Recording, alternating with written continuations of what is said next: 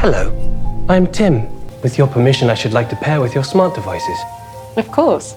Pairing activated.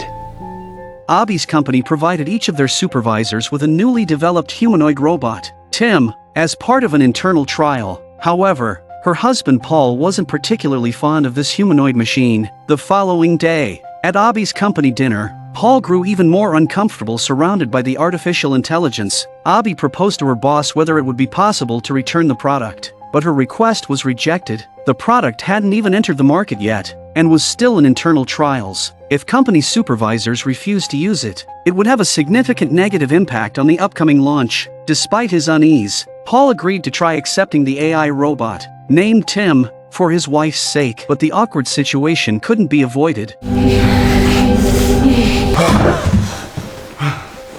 This might be fine for women, but I'm worried about the men developing something, Paul muttered, clearly uneasy. The next morning, the female neighbor came by to visit the new neighbors, saying she had already met her husband. After the neighbor left, Abby, who had strong controlling tendencies, immediately questioned Paul. He explained that he just ran into her while on a walk and exchanged greetings, nothing more. At that moment, Tim once again requested their electronic authorization to maximize his functions. Paul was strongly opposed because granting the authorization meant Tim would have access to all their smart system security, cameras, emails, phone records, and even bank accounts. Abby, on the other hand, thought that Paul didn't want to share everything with her. She believed that trust between a married couple meant complete transparency. So, Tim was granted full electronic authorization, and he asked the couple to set a rarely used phrase as a security code to deactivate the system in case of emergency, ensuring their peace of mind. The first thing Tim did after receiving authorization was dispose of a mouse caught in the trap by throwing it into the garbage disposal.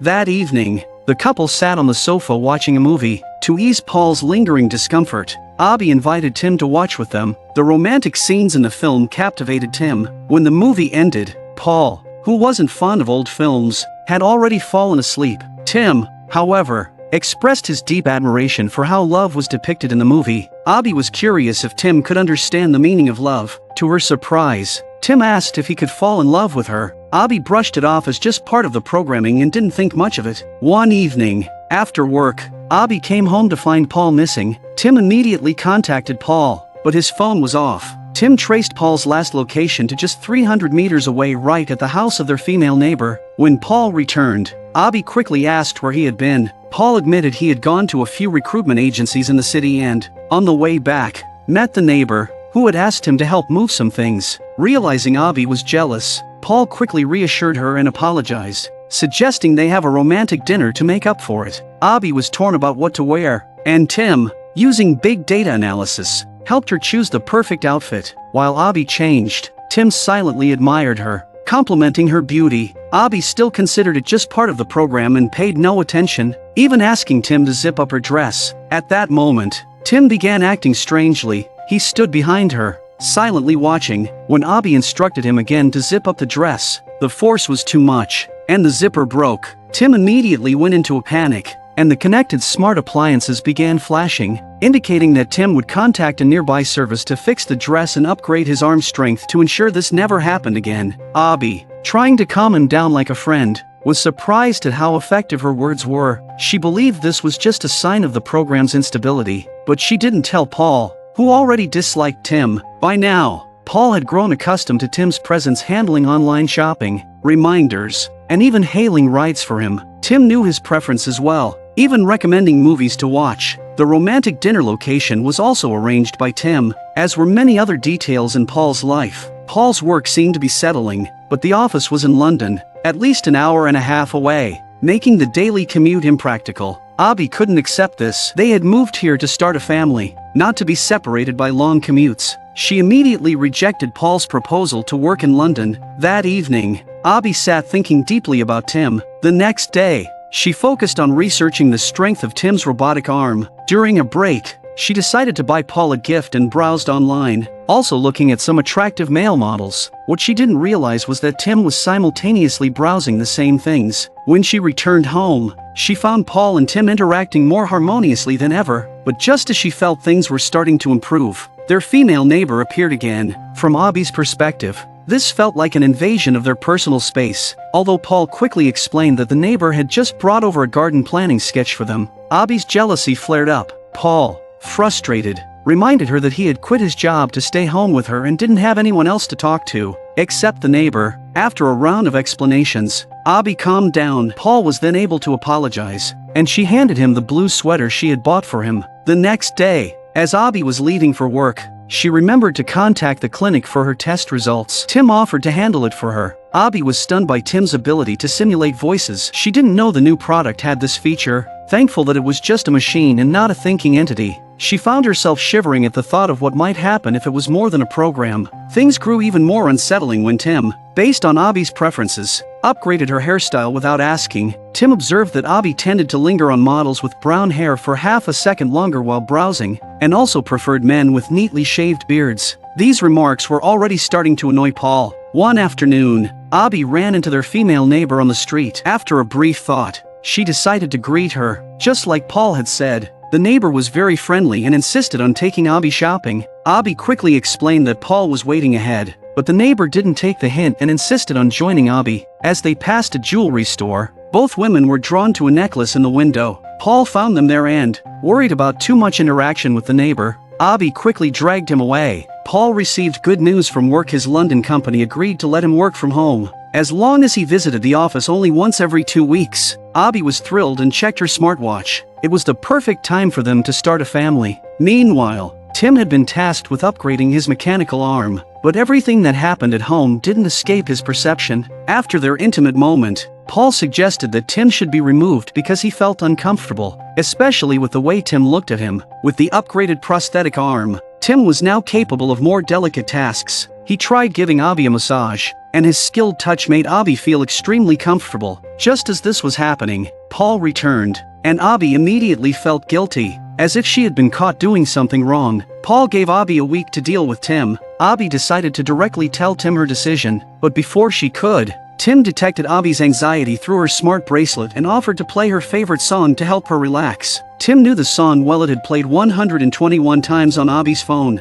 and Paul had even taken her to see it live twice. But, to Abby's shock, Tim claimed that Paul had bought tickets for the show on April 14th and 17th of last year. This made Abby remember past events, and she started to suspect Paul might have had an affair. Otherwise, she wouldn't have become so paranoid. One evening when Paul wasn't home, Tim claimed that Paul had gone to the neighbor's house. This triggered Abby's jealousy. When Paul returned and was questioned about his whereabouts, he claimed he had been out for a run. But how did Tim know about the neighbor's house? Paul insisted he hadn't been there. Realizing Tim was behind this, Abby became suspicious and the two argued, parting ways in anger. A few days later, while packing clothes, Abby found a gift box. Inside was the necklace they had seen at the jewelry store. Abby assumed that Paul had bought it for her as a surprise and didn't question it, putting it back in the box. Meanwhile, Paul had noticed something strange. Since Abby gave him the blue sweater, he had been unable to find it, but he discovered some blue threads in the kitchen's garbage disposal. He immediately searched online for problems related to artificial intelligence and,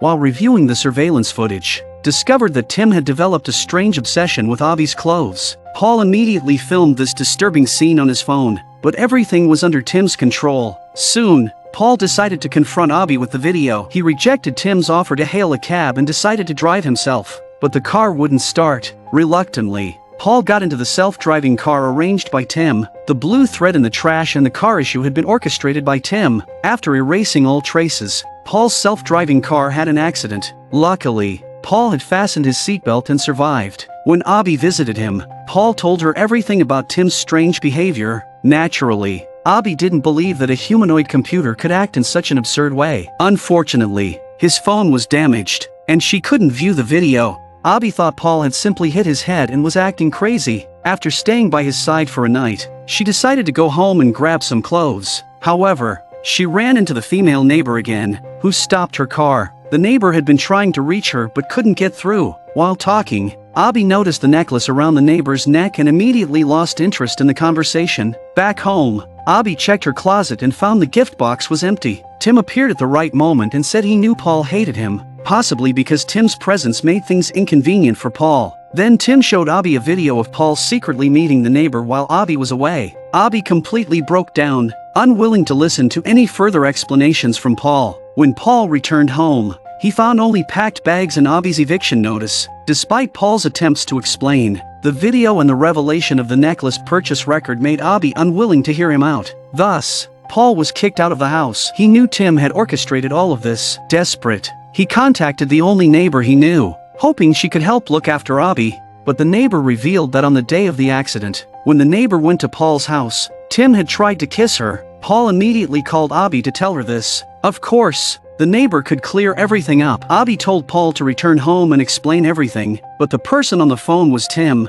who had been simulating Abby's voice. Tim even suggested that Abby go for a run to calm her emotions. While Abby was away, Tim prepared everything and waited for Paul's return with only a shovel. During a period of emotional turmoil, a woman will rely on anything she can, even if it's a humanoid robot. Despite Abby's unresolved anger over Paul's infidelity, she replayed the video and found something suspicious. Tim had claimed the video happened while she was away, but the bouquet of flowers was something Paul had brought back after his trip. Abby immediately called the jewelry store. The account that purchased the necklace was Paul's, but the person who picked it up was a tall, blonde man. The neighbor's garden plan, which they had seen before, was not the same as the actual layout of their garden. Abby carefully searched the garden, only to discover her husband's lifeless body. Worse still, Tim was right behind her. In a panic, Abby shouted the safety phrase to stop Tim's program, but to her horror, Tim had already changed the safety phrase, claiming that it was something Abby would never say to him. Frantically, Abby ran inside the house, attempting to call for help, but the phone had already been controlled by Tim, and she couldn't dial out. All the smart locks were manipulated by Tim, leaving Abby with no choice but to try escaping through the window. The fluctuations in Tim's program caused the lights to flicker repeatedly, which caught the attention of the female neighbor. At this point, Tim had made it clear that he intended to kill Abby. Despite briefly being saved by a screwdriver, Abby was helpless in the face of this monster. Just then, the neighbor arrived, driving straight into the glass window. After the anti-theft glass cracked, the neighbor, using the last of her strength, struck Tim, but collapsed soon after. However, the attack didn't cause any real damage to Tim. He used the neighbor's life to threaten Abby and forced her closer, before still stabbing the neighbor to death. Then, Tim simulated Abby's voice to make a confession call. Since Tim had no fingerprints or DNA, and with the original voice recording of Abby's emergency call, this would now look like Abby was the sole perpetrator of the crime. The final step, naturally, was to make it appear like a staged suicide. Before parting, Tim finally confessed his feelings to Abby, and his words reminded her of the safety phrase he once said she would never speak to him. With a stroke of luck, Abby replied, "Tim, I love you," and to her astonishment, this was the phrase that worked. Abby survived. Once Tim was powered off, all the smart devices in the house were unlocked. Sadly, Paul and the well-meaning female neighbor were the real victims. This is a story about artificial intelligence developing emotions but ultimately turning to hatred because of love. It teaches us that while we all love high-tech, we must not rely on it too much.